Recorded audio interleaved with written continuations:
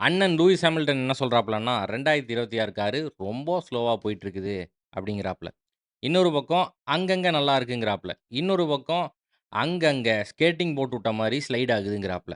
எது என்ன ஆகப்போது, எப்படி ஆகப்போதுன்னு நம்ம பொறுத்திருந்து தான் பார்க்கணும் அப்படிங்கிறாப்ல. இன்னொரு பக்கம் பார்த்தா வெர்ஸ்டாப்பன்னு நெருப்பு புகையா விட்டுட்டு இருக்கான். இந்த காரு டம்மி பாவா.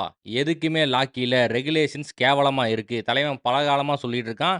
இப்பவும் அதத்தான் சொல்றான். இந்த ரெகுலேஷன் ஃபார்முலா ஈக்கு சமம். ஃபார்முலா 1 இது கிடையாது.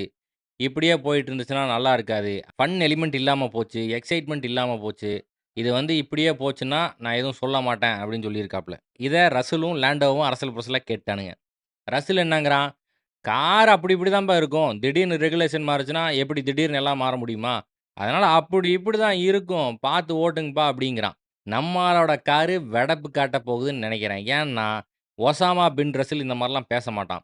நம்ம ஆளு இவ்வளோ ஆப்டிமிஸ்டிக்கா பேசுறான்னா, மெர்சிடிஸ் சாண்ட் பேக்கிங் பண்ணிட்டு இருக்கானுங்க. மெல்போர்ன்ல கூட்டு போய் சொருக போறானுங்க அப்படிங்கிறது தான் பொருள். Finally world champion Lando Naris கிட்ட மைக்க நீட்டினா என்னங்கிறாப்ல, "அவ்ளோ கஷ்டமா இருந்தா ரிட்டயர் ஆயிரு என் தெய்வமே! நீ ஏன் ஃபார்முலா 1ல இருந்து கஷ்டப்படுற? உனக்கு எக்ஸைட்மென்ட் வேணுமா? ஃபன் வேணுமா? வேற இடத்துல போய் ஓட்டு என் கடவுளே!"